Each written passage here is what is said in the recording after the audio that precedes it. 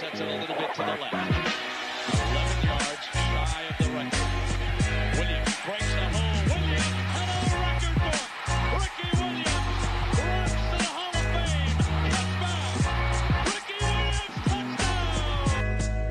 Young from the shotgun. Back to throw. Vince look. Under pressure. He'll tuck it in run. Vince to the 5. Young. Touchdown Texas. Touchdown Vince Young. He's done it again. Vince Young has given the Longhorns the lead with 19 seconds to play in the game. Longhorn Nation, we're back.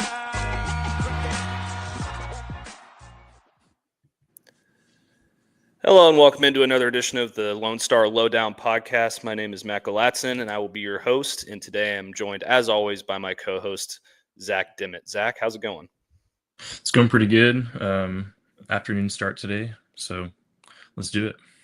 Yeah, springtime. We're still trying to figure out what the best time for our schedule is, and we'll nail that down. We'll be we'll be monitoring the numbers and seeing when people like us to come on the most. But let's just jump right into it. NFL draft is over, which kind of leads and spring football is pretty much done for Texas as well, which is leading into kind of a lull in Texas sports, which means it's time to talk about Arch Manning, Zach. I feel like we're going to be talking a lot about Arch throughout the rest of the year until the season starts. But luckily that won't be too hard to do because he's being written about every single day by every single sports outlet on the face of the planet. And most recently, Greg McElroy over at, I guess he's ESPN or is he SEC Network or whatever he is these days. Yeah, ESPN. He released his top 10 list for the best quarterbacks in college football. And some of the names on this list make a lot of sense. You got your Cade Klubniks, and I'll bring it up on screen here in a second. But there is a name who is not on Greg McElroy's list, and it is Arch. So as you can see on the screen, if you're watching the YouTube or the Facebook or Twitter live feed, we have his top 10 list pulled up here. Number 1 goes to Cade Klubnik at Clemson, which I think this is kind of a unanimous decision. I think he's going into next year as the kind of consensus favorite to be the number 1 quarterback. But then it just falls apart right there. You got John Mateer, number 2, which I think he's going to be good for Oklahoma. Saying he's the second best quarterback in the country is a little bit of a stretch to me. Sam Leavitt is in there at number 3, Drew Aller at number 4. Those can kind of make sense to me. Then you got Garrett Nussmeier, number 5, Carson Beck, number 6, Lenora Sellers, way too far down the list at number 7, Sawyer Robertson coming out of nowhere from Baylor at number 8, DJ Lagway at number 9, and former Texas A&M quarterback Haynes King, who is famous for beating Georgia last season and about nothing else. And there is no Arch Manning on this list, which I think is reprehensible and stupid. And, I don't believe it. I disagree with this, Zach. What are your opinions?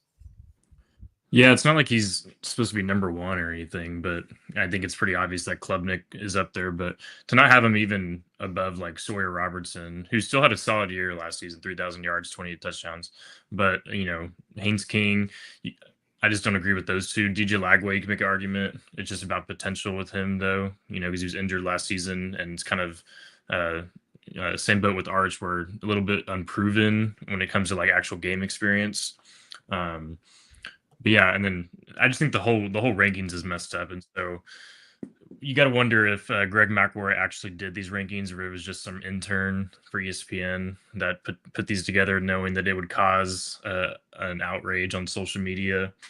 You never know. That's kind of how these things go sometimes. But yeah, even Aller and Nussmeier, you could argue that those guys should be right there at the 2 spot or 3 spot. Nussmeier, some people are even saying he could be number 1 pick in 2026, potentially.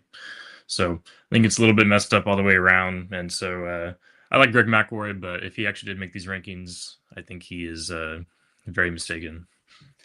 Yeah, and he came out and explained his decision to put leave Arch out of his rankings.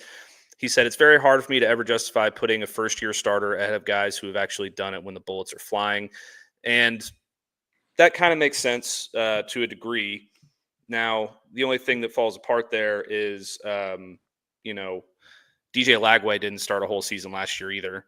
He had, I think he started like 5 or 6 games. I can't remember exactly how many he started, but it doesn't matter. The point is, Arch had more total touchdowns than DJ Lagway last year, and basically 2 3/4 starts and a bunch of mop up duty and coming in those special packages in the Arch Cat or whatever you want to call it. So that's where that argument kind of doesn't really hold water to me, but it is what it is. I disagree. I'm going to give you my top 10 here in a minute after we get to another top 10 that I like a lot better. But it's certainly an interesting conversation because everybody says that Arch is if he came out in this draft, would have been the number 1 overall pick. Everybody says that if he comes out next year in the draft, he's going to be the number 1 overall pick, which we'll also get to in a bit.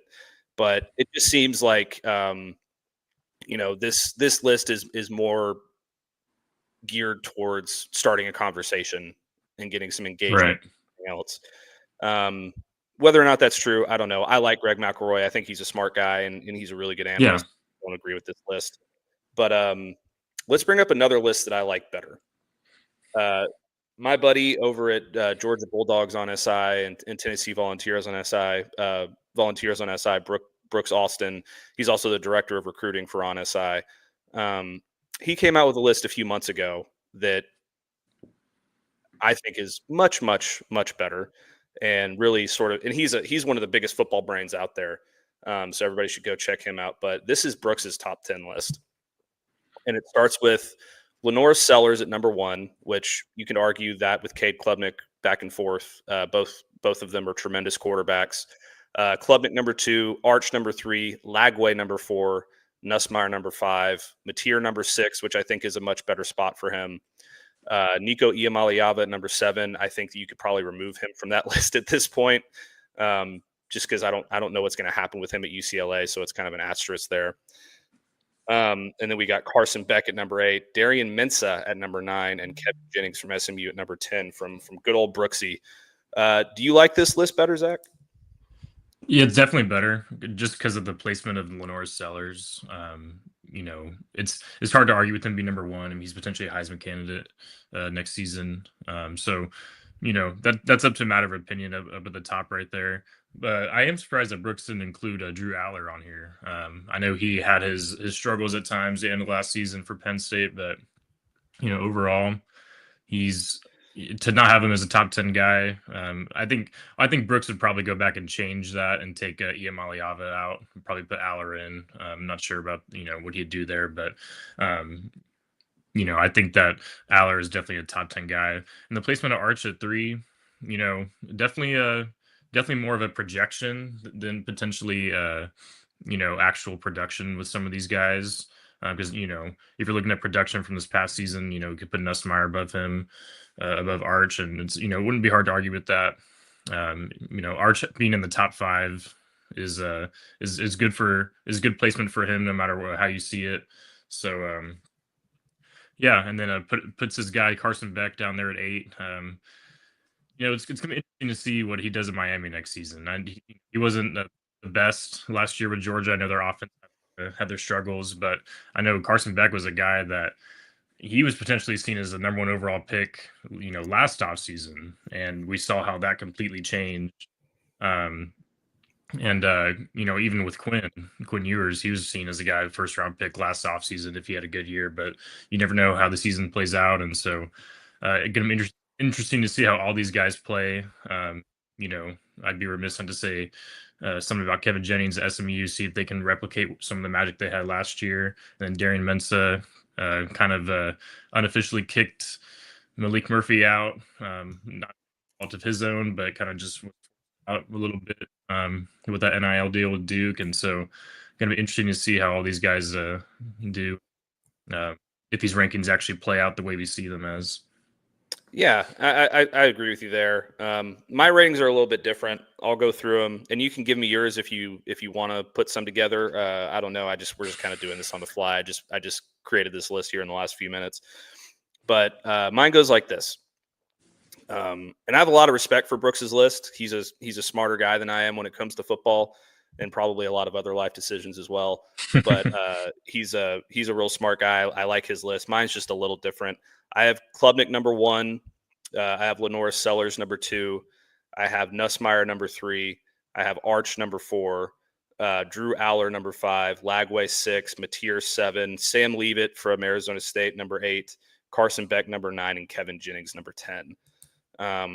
Again, these lists don't really mean anything. It's projection, and it's it's projection and conversation heading into the summer and next fall. But it's interesting to talk about because a lot of these guys are going to have their eyes set on the NFL draft next year. Klubnik, Nussmeier, Drew Aller, Mateer, Leavitt, and Beck especially could all be potentially first-round picks next year. It's a much deeper quarterback class. And Arch is certainly in that conversation as well. The general consensus is that he's coming back to Texas and for the 2026 season. And that's been the plan all along. Of course, that could change. You never know. It depends on a variety of factors, but we'll cross that bridge when we come to it. Do you have a top 10 list, Zach, or are you just?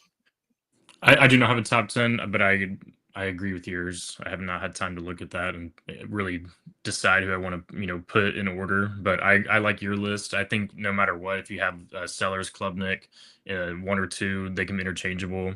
I agree with that there, and it's not going to be surprising if we see those guys.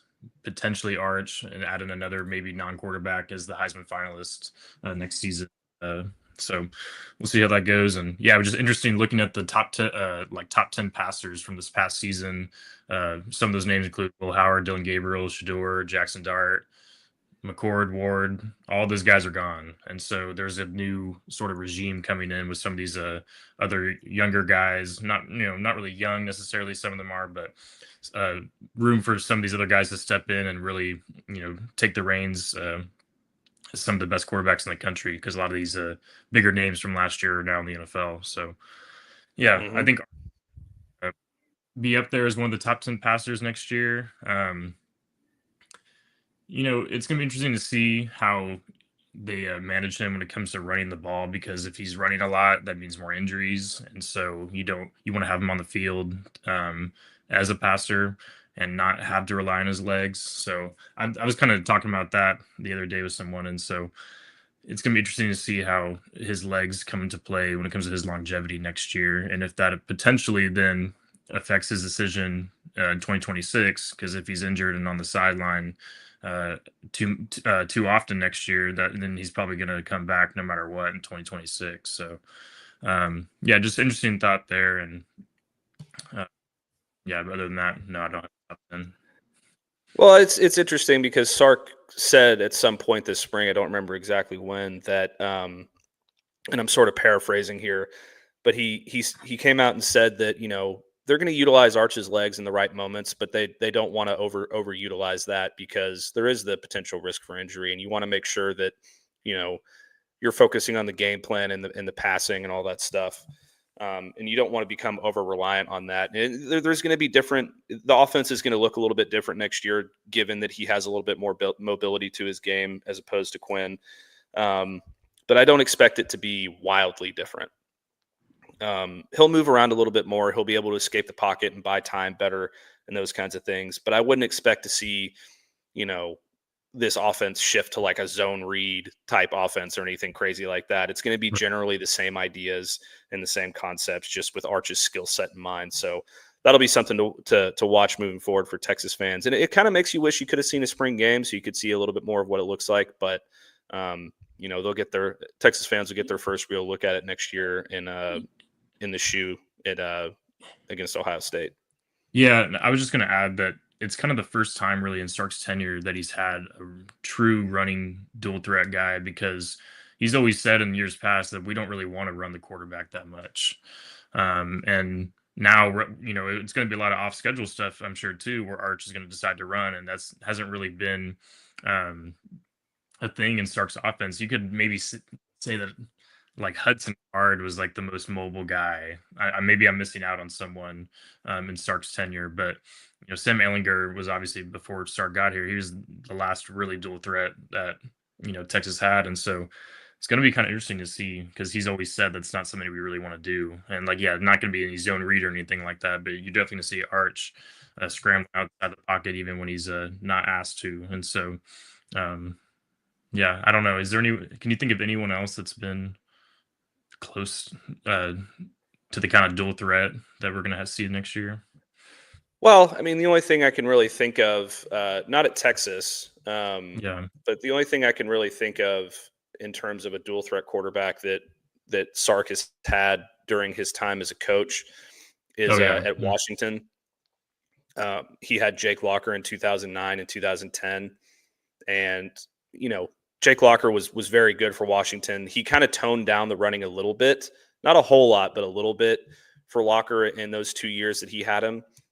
He ran 112 times and 114 times in 2009, 2010 under Sark. He ran 172 times as a freshman in 2007. So they kind of dialed that back just a little bit, but they still utilized it. They still put him out there. I mean, he didn't have the same weapons on that team, I don't think, that he has on the Longhorns this year. So he kind of had to do things a little bit differently. So it'll be interesting to see.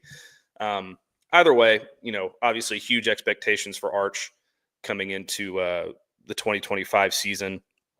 Currently, he's the betting favorite. We're going to transition now to the NFL. Awesome transition there by me. I love it. But Arch is now the betting favorite to go number one overall next year in the 2026 NFL draft, even though the consensus is that he's probably going to return for one more season at Texas after next year, which, Texas fans will love to hear that, but it's not going to slow down any of this Arch to the NFL talk. I put out a story earlier today on Texas Longhorns on SI that kind of talked about Arch and the NFL a little bit and how, there's a team the LA Rams who are already kind of, trying to angle for Arch a little bit potentially, according to some reports out there. And yeah, it's certainly interesting. But the tagline that I put on that story was Arch Madness is taking on a whole new meaning. And, before it was just the hype and all that stuff surrounding Arch coming into Texas and being the backup to Quinn and all that stuff. Now he's the starter. Arch Madness is going to kind of transition into this whole NFL thing and all this talk around, Arch potentially going pro, and it's going to be all over ESPN and First Take and, all these different morning shows who are trying to drive conversation. Do you think that this is going to be a distraction at all next year for Texas or for Arch in any way? Or do you think that they're going to, be able to handle this sort of limelight? He's already been here for 2 seasons, and Texas has been right on the cusp of making it to the national title both times. And I don't think if it wasn't a distraction then, it's not going to be a distraction now. I mean, there's already been, even when he was a third string, there was endless media attention, and they still the team just stayed the course. And so, no, I don't think it's going to be a distraction. It's just kind of, I understand it, but it's just kind of annoying in a way. Like, let's just live in the moment. Like, people are already looking forward to next year's draft for Arch. And it's just like, guys, he hasn't even played his first full season as a starter. I don't know. I get it because we also are talking about it now too, but it's like, man, we're so excited to see him come to Texas, and then now it's already entering his third season, and now we're already looking past his Texas career, and it's like, I get it. That's how it rolls around here. But man, you already, ESPN is already foaming at the mouth, thinking about him in the NFL next season, and like you're saying about the Rams, they could be a team to watch, and so. I know the Browns were another team that I mentioned as well, but the Rams would be quite a place for him to land. Matthew Stafford, we already know he's coming towards the end of his career. They're definitely trying to, transition smoothly and not have a Jimmy Garoppolo or Stetson Bennett or any of these guys try to, man the reins while once Stafford retires. They're trying to, stay elite at that position. And man, seeing Arch with Sean McVay, that would be something. I think that he could really refine his game with him once he gets to the league. And yeah, seeing him out in LA with all the media attention over there in Hollywood, that'd be really something. So definitely would really prefer him to see him go to LA instead of Cleveland. That would just be ugly. I know we saw Colt McCoy in the Browns jersey, and he had some good games with them. But please not Arch. Do not send him to Cleveland, Roger Goodell. I'm begging you. Yeah, Cleveland's a quarterback graveyard, and we don't ever want to see a Texas player or Texas quarterback specifically go there. It's interesting because the Rams did something in this draft that kind of set themselves up next year to be aggressive. In the draft, they traded their first-round pick to the Atlanta Falcons for a draft haul this year, plus Atlanta's first-round pick next year. Yep. So now they're going to have 2 first-round picks, and Atlanta could be anywhere from mediocre to terrible, depending on how Michael Penix Jr. plays at quarterback for them. So they could have a very high pick that they could potentially parlay that pick and their own draft pick into in a way to move up and draft a quarterback if that's what they want to do. So it'll be interesting to watch. I also like Arch Manning and a Sean McVay offense would be something special. And him getting a chance to potentially learn from Matthew Stafford for a year would also be very special.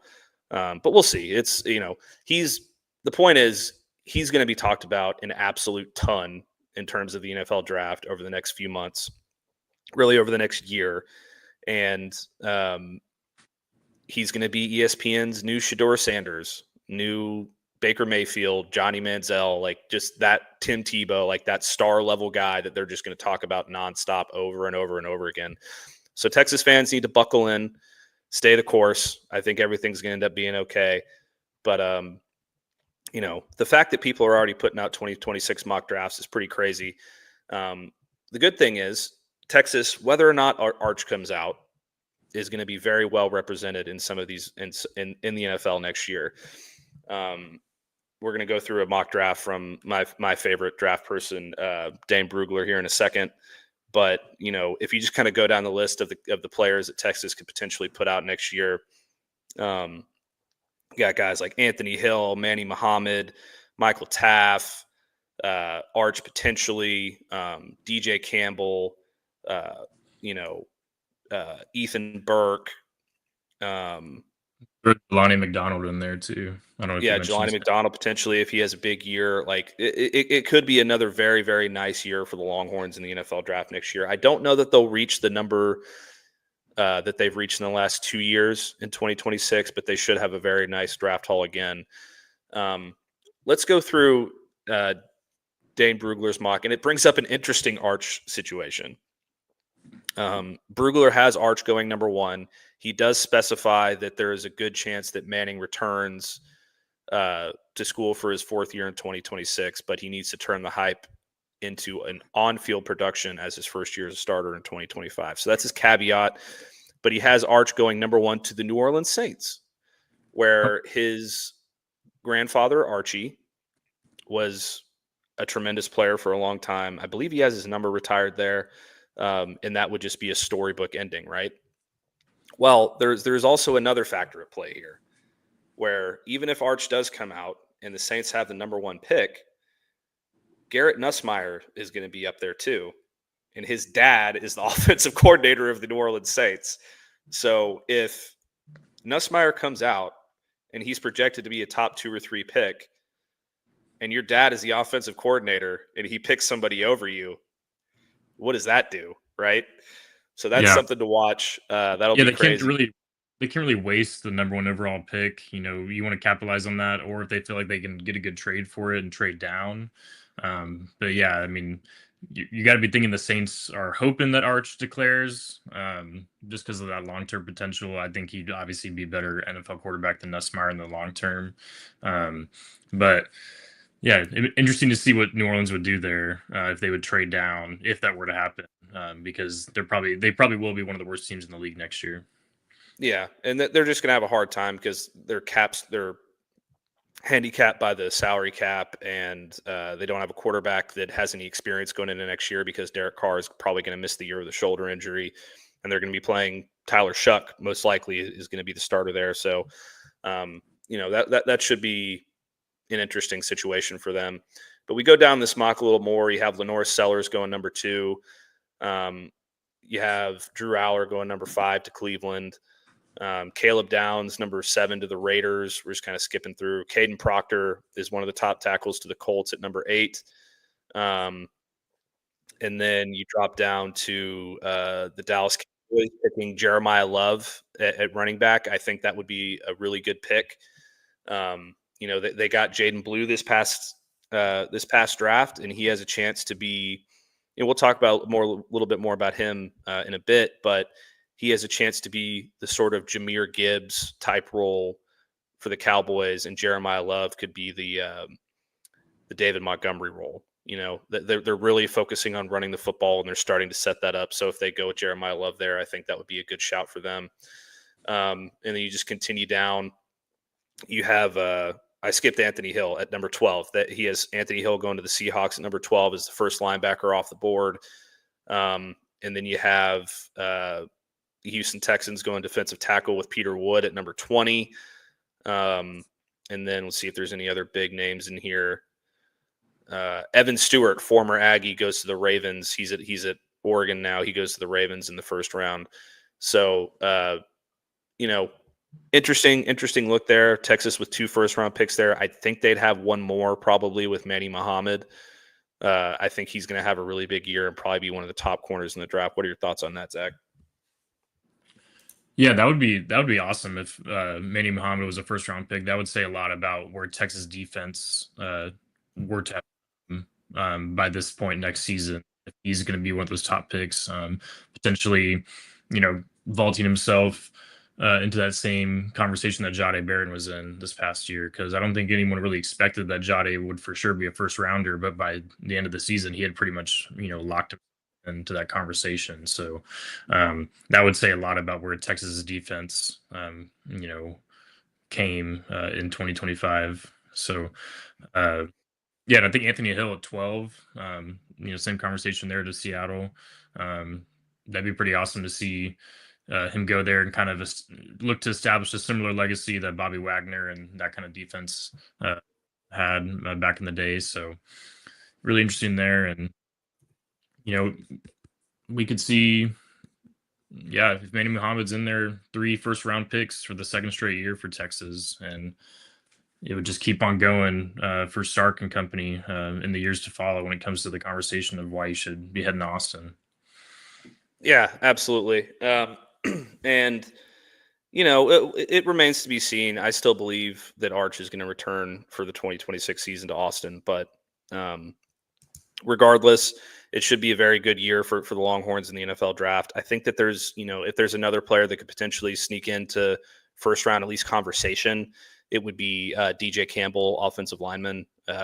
He's really coming into his own this spring. He's a very talented guy, and if he puts it all together, he's going to be an elite talent and one that's coveted at the next level. But let's close out the show with a little Jaydon Blue talk. As we said, he went to the Cowboys in round number 5. I think it's, they had an interesting draft. It wasn't exactly the route I thought they were going to take, but they did go with Jaydon Blue. And, the initial consensus with that is that, he's not going to be able to be an every down back in the NFL. He's going to be more of a, change of pace, boutique back who, use in the passing game. You use him on outside runs, jet sweeps, that kind of thing, maybe a little bit in the return game. But, which I can see, and it's certainly a possibility. I think he fits more into a Tony Pollard kind of mold where he can potentially be an every down back that can just do a lot of different things if he, really hones up on his pass protection and his inside running ability. But Tashard Choice, former Texas Longhorns running back coach, who's now the running back coach for the Detroit Lions, came out and gave a different comparison for Jaydon Blue. He compared him to one of the best running backs in the NFL currently today in Jahmyr Gibbs, who just wrapped up his second year with the Lions. He had over 1,400 yards, and I think he had like 20 total touchdowns this past year, 4 in the receiving game. I think he had 16 rushing touchdowns. But here's what Choice had to say about Blue and Jahmyr Gibbs via DallasCowboys.com in an exclusive interview with Tommy Yarish. He said, they're very similar. Both are very explosive, make plays out of the backfield, and very smart. I think Blue is very, very smart. I think Jahmyr is the smartest running back I've ever coached. He does say that, Blue has a long way to go before he can, reach the level of Gibbs. He says he's got to live up to being Jaw as an animal, and so he's going to have to perform at a high clip so that he can be comparable. So now he's got to prove himself to see who he is in the NFL. And he also talked a little bit about his style of play, and like how I'd mentioned, people think of him as sort of just like a change of pace guy. But Jahmyr Gibbs is 5'9", 200 pounds, and Jaydon Blue is 6 foot, 200 pounds. So they've got a similar body type. Blue can put on a little bit more weight in the Cowboys strength and conditioning program. But he says Choice says of Blue, super, super fast and really good in space, can catch the ball out of the backfield, can run routes. He's very smart. Him being put into space with his speed and stop and start and able to make people miss in the open field, I think that's what makes him really, really good. But he also goes on to say he's strong enough to break out of tackles, and he accelerates very fast. And once he gets in the open field, if you don't close on him, you're not catching him. So this all sounds really, really good for Blue. I think that the main things that he kind of has to work on next year are going to be, number one, his ball security, because he had some fumble issues last season for Texas. And I just think he needs to bulk up and add a little bit more weight while not sacrificing his speed so he can be able to run in between the tackles a little bit more. What are your thoughts on what Choice had to say about Blue there, Zach? Yeah, that's really high praise, but it's coming from the best possible source for that, because Tashard Choice coached Gibbs at Georgia Tech. He's seen his growth into what he's become with the Lions, and it was tough to see Choice leave, but seeing him go to Detroit out of all places was probably the most satisfying. If you're trying to, as a Texas fan, trying to look for some positive there, because he's actually reuniting with a guy that he's pretty close with. So but yeah, no, if that kind of praise is coming from Tashard Choice about Jaydon Blue, it's best to listen and to not take it with a grain of salt, to really pay attention to what he's saying. And so I think Jaydon Blue, he's not going to be a between the tackles guy his rookie year. It's probably going to take some time. One off season isn't going to necessarily be enough to have him bulk up in the way that they'd probably like. But I think that's why, they drafted him, knowing that it's going to be a committee approach for Dallas next year. Javonte Williams and Miles Sanders, neither of those guys are really bruisers necessarily. I think Miles Sanders will probably be used in goal line a little bit more. Javonte Williams is kind of shifty, but he can pack a punch as well. So, yeah, I think mixing Jaydon Blue in with those guys, and then it was kind of surprising also to see Cowboys draft Phil Maffa, Clemson running back, see what they do there with him. But yeah, Jaydon Blue is that third guy as a receiving back, maybe on third downs. It'll depend on how he can do when it comes to blocking on passing downs, if they really want to trust him on third down. Really interesting to see what Dallas is going to do there. But I think by year 3, they may potentially see him as a starter. Miles Sanders isn't the long-term answer there. Javonte Williams is on a 1-year deal. So I think they see potentially long-term future with Jaydon Blue. And if he's living up to the praise that Tashard Choice has given him, then Dallas got them a good one for sure. Yeah, absolutely. And Dallas has really made an effort to emphasize the run game with not just the moves they made in the NFL draft, drafting Tyler Booker to play right guard and take over for Zach Martin, who retired, drafting 2 running backs, but they also brought in Clayton Adams as their offensive coordinator, who has a history of emphasizing the run game. They got a new offensive line coach from Kansas State who excelled with Deuce Vaughn at running the football there. and it's going to be a big part of their game plan. So I'm excited to see what Jaydon Blue can do in Dallas next season and going forward. Jahmyr Gibbs was in a similar spot his rookie season where he was more of a change of pace guy. And then in his second year in the NFL, he really came into his own, and he was still part of a committee, but he was the main focus there at running back. And he didn't start every game, but he ran for almost 1,500 yards and 16 touchdowns. So I think Blue could, if everything goes right, Blue could end up in a similar situation. It's going to take a lot of work. It's going to take a lot of luck. It's going to take, a lot of good coaching and those kinds of things, a lot of development, but I think he can get there if he keeps his mind to it. But Zach, we're going to close it out there. Tomorrow, we're going to come back and talk some college basketball transfer portal a little bit and get into some other football stuff. But we're going to close it out there. That's going to do it for another edition of the Lone Star Lowdown podcast. You can listen to us on pretty much every major podcast platform out there, whether it's on Spotify, Apple Podcasts, Amazon Music, Pocket Casts, and more. We are also live on X, Facebook, and YouTube every day, Monday through Friday for the most part. And also don't forget to check us out on Texas Longhorns on SI for all your latest news and notes regarding Longhorn sports. And if you enjoyed the podcast here today, make sure to hit the like button and the sub button on your favorite platform. But most importantly, be sure to tell somebody you love them, and we will catch you next time.